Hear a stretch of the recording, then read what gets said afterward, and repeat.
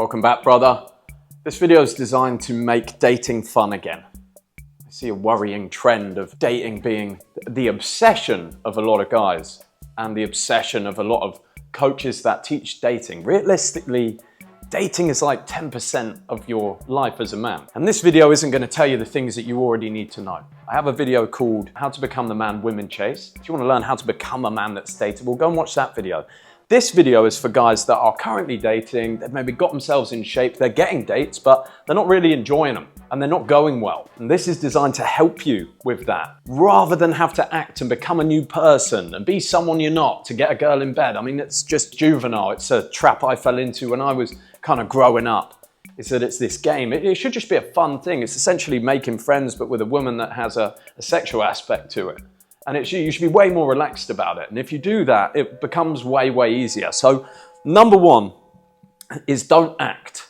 I would actually do the opposite of acting. And I would embrace who you are, because you're looking for a woman that's ideally similar or has similar interests. So for me, a lot of the stuff I would previously have not said, I now say. Like my interests, my hobbies, that I make Lego, that I'm into Harry Potter, that I like Lord of the Rings. It's like that scene in 17 again with Zac Efron, where he has that friend of his that's a rich guy and he's a fucking Lord of the Rings nerd, and he sits down and that bird with him starts speaking Elfish. Okay, I don't know how to act normal. Clearly. It's a story of my life. I'm not smooth. I'm just trying to impress you, okay? I'm not even the kind of guy who comes to places like this. I'm a dork.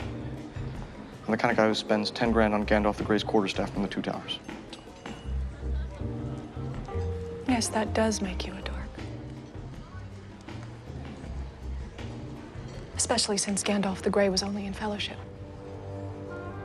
He returns in Two Towers as Gandalf the White.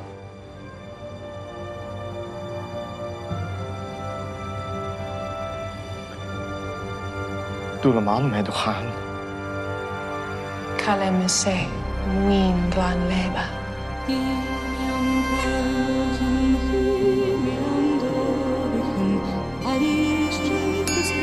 That's kind of what you want to be like. You don't have to act a certain way to get a girl. She'd probably like you for you being unique and being a little bit refreshing to what other guys are like. Number two is the winner's mindset. You can't need it. If you see dating for what it is, dating is you selecting a woman that you would like to spend more time with if you are looking for a relationship. It's not relationship finding. The dating process is just meeting people. It's just meeting people and seeing if you vibe. The problem is a lot of guys go into it saying, this is the girl, I need to date her, I need to make her my girlfriend.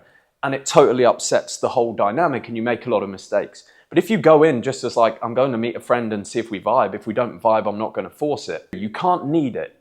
The second you need a girlfriend, you will not find one that is correct for you. You need to be happy within yourself and doing your own thing and having your buddies, and all of those things are built up, and dating's 10% to find someone that maybe adds a little cherry on top to your life. It is not the be all and end all of life, and you need to see it that way. And dating is taking your pick. A lot of guys, they narrow down to one girl, they cut off all other options and they go all in on that one to see if it becomes a relationship or not. I wouldn't recommend doing that. Be honest, be open with the girls. If you're seeing multiple girls on dates and one of them asks, then be honest about it. Don't be afraid of honesty. But take your pick. Date 5 girls. Go on dates with 5 different women and see which one aligns with you and you have the best time with. If you don't do that, then you might settle down with one that isn't correct for you and there was another good one. It's very, very simple. Women are often better at this than guys. If you think you're the only guy that she's going on dates with, you're probably pretty wrong, I would say, most of the time. Number 4, be assertive when you set dates with women. Choose a restaurant, choose a location, choose a time, offer to pick her up. You can even choose her food in the restaurant. But there's nuance to this, okay? Do it kindly, not abrasively. If you sit down with a girl at dinner and one of the first things you say is like, don't look at the menu, I'm ordering for you. That's an abrasive way of being a prick. That's not what you would say to somebody to be kind to them. The way that you would say, let me choose on the menu for you, to take the decision away from her so she doesn't have to think about it, it's like, oh, I can order for you if you'd like. If there's anything you really like the look of, let me know and I'll order it. But if you want, I can I know this place, I can make a good decision for you if you tell me what you like. That's a nice way, a kind way of being assertive, being a man, being masculine. You're somewhere in the middle. You're not abrasive, you're still being kind. You give them the option to choose things, but also give them the option for you to make those decisions for them and let them pick. That's a very nuanced point that most people miss. Number 5, on dates, keep it light and fun, for Christ's sake. This is meant to be fun. You're like, if you went out and hung out with your buddies, you wouldn't talk about serious shit the whole time. You would go and keep it light and fun and joke and talk about hobbies and interests and movies you've seen and normal stuff and make jokes in there, and you would have a good time. When you go into a date, keep that mentality. I'm just going to keep it light and fun. What happens, happens. Right? I know my rules, I know my frame, but I'm going to keep it light and fun. I'm going to have a good time. Also, do not judge. She's probably nervous. Most guys never realize that. It's like she's probably nervous as well. She probably wants you to like her. The less you judge her and the more light and fun you are, the more of her real personality you will get. And the more she would tell you openly, which you can then judge in your own time to see whether you see that woman again. But don't judge openly. Don't argue with her openly on a first date, second date, third date. Find out who she is and you'll have a better time. Also, be raw and be honest. Don't lie about anything in your life. Don't make things bigger than they are.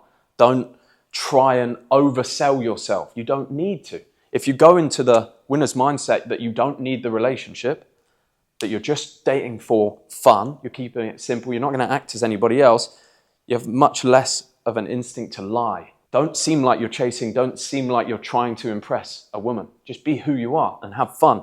Number 8, when to message after a first date. So I did a video a while ago where I said you should never message after the first date until she messages you back.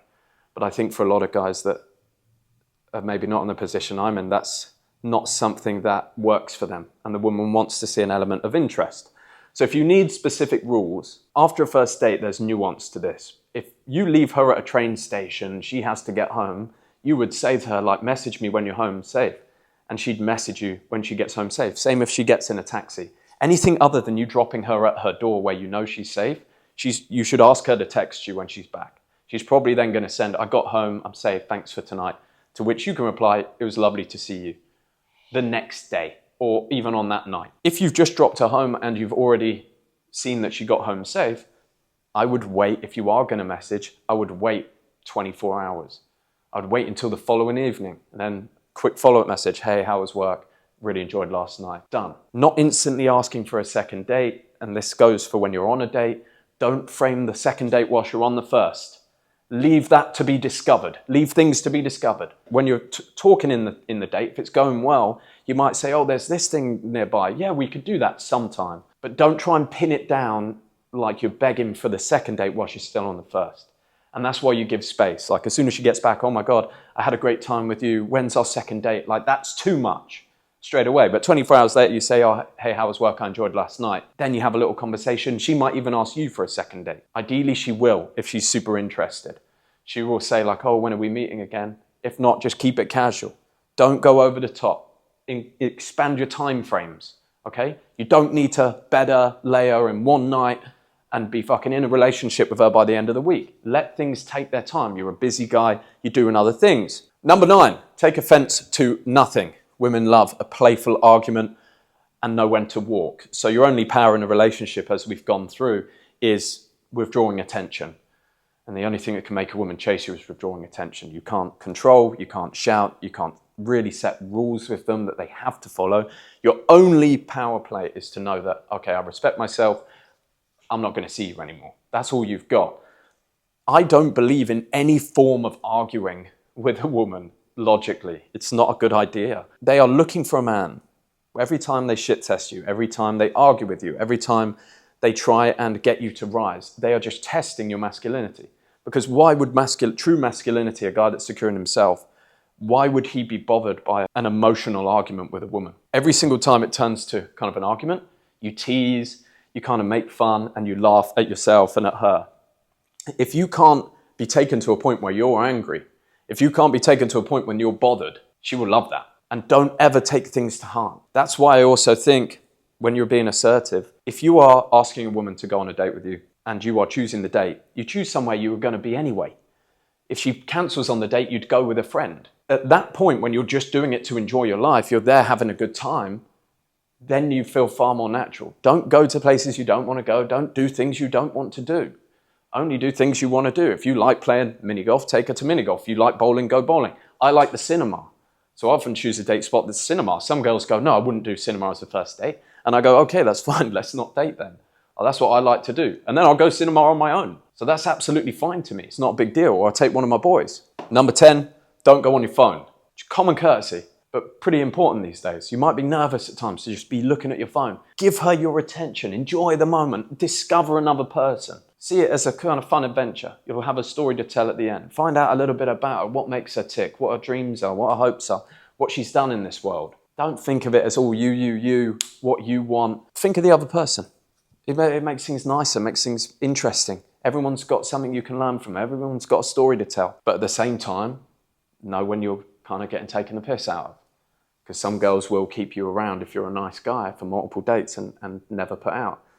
I think the easiest overcomer for this is, look, this is a this could end up being a relationship. This could end up being me and you dating a little bit more seriously. How are we going to know if we want to date each other if we don't know the sexual chemistry? Would be the thing that I would say. Yeah, it's 3 or 4 dates in and she's like refusing to put out. She won't come round to your house. At that point, you probably start saying like, oh, like, I don't mind if you don't want to do that, but it's something that I'm looking for because I think sexual chemistry is important in a relationship. Like, that's kind of what I'm looking for. If you want that, great. But if you don't, that's fine. Like, I just won't see you anymore. You need to hold your frame. If it's like 3, 4, you're getting into 5 dates in and like there's no chance of her coming back or any of that stuff, then you start thinking, okay, I'm kind of being used here. If she likes you, that's the thing, boys. If she likes you, she'll be trying to kind of get to a situation where she wants to fuck you on the 2nd or 3rd date. She'll be lining that up because she wants you sexually. And if that chemistry isn't there, you shouldn't date. If you have to beg, if you have to make any agreements to get sex from a woman, she should want you as much as you want her. That's what you're looking for. If she doesn't, don't try and beg and fit conditions to get it. Just walk away because there'll be another one that does want you in that way. 13, no fun girls and serious girls. There's 2 categories of women that we date. And guys get absolutely torn up because they put girls in the wrong category. You can figure it out pretty quickly, right? She's traveled all around the world. She's smoking hot and her Instagram is all bikini pics and she's got 20,000 followers and she's talked about other guys around you and she's at the club every weekend. You would know she's great. She's good fun. She's charismatic. She's a nice girl. But from what you can see, she's a fun girl. She goes in fun category. You date, you have fun. Maybe you call her when you're on a night out. Maybe you sleep together. You keep it honest. You keep it open. She doesn't become a serious relationship. Then you have a girl that's more well-behaved, a girl that is not going out and doing those things, that aligns with your values of being healthy, of working on yourself and your business, doesn't drink a shit ton of alcohol, isn't in the DJ booth at a club. Then that girl, you know, okay, this is one that I could maybe invest a bit more time into and date. Keep fun girls in the fun girl category. There's nothing wrong with them. I'm a fun guy sometimes. We need those girls. But don't mix the two. Because my God, boy, if you put a fun girl in the serious category, you're in for a world of pain. Number 14, what date should you pick? As I said earlier, something that you enjoy. Dinner is a common one. Nice dinners. I don't mind them, but in my tier list ranking, I'd probably put them about 5 out of 10. Only if you can tell over text you've got really good conversation with a girl and you'd actually really enjoy talking to her, then would you go to a dinner? Because you're going to sit and you're going to talk for a long time. Most guys don't have the frame really to talk for a long time. They end up lying. They end up oversharing. They end up talking about an ex because they're nervous. They end up doing a lot wrong on a dinner date. So I would go for an activity, always. It's more fun. Arcades are fun, win them a teddy bear, go bowling, go mini golf, go cinema. Whoops. There goes my pen. Something in the daytime as well. You could do daytime stuff like adventure activities. That's always pretty fun. Gym dates, paddle, double dates with buddies where you actually just get to know a girl. I know in Dubai sometimes we do wake surfing. That's pretty fun, taking them out on a boat and going wake surfing. I would always try and pick something that's fun that allows you to bond over a dinner. Dinner's kind of like, if you're really getting on, you'd go for a dinner, or maybe 2nd or 3rd date, go for a dinner. But try and make an activity, make it fun. Take your boy and bring one of her friends along as well, if you can. That's what makes dating enjoyable. And number 15, this is for dating, relationships, money, life. The things you own end up owning you. And this is what you need to be careful of from red pill theory. You can never own a girl and you can never control a girl. Remember that. If you own her, she owns you. If you're fully invested, if you want to plan her whole life, if you need her at any point, she owns you because she can cut you so deep. She can decide what you do.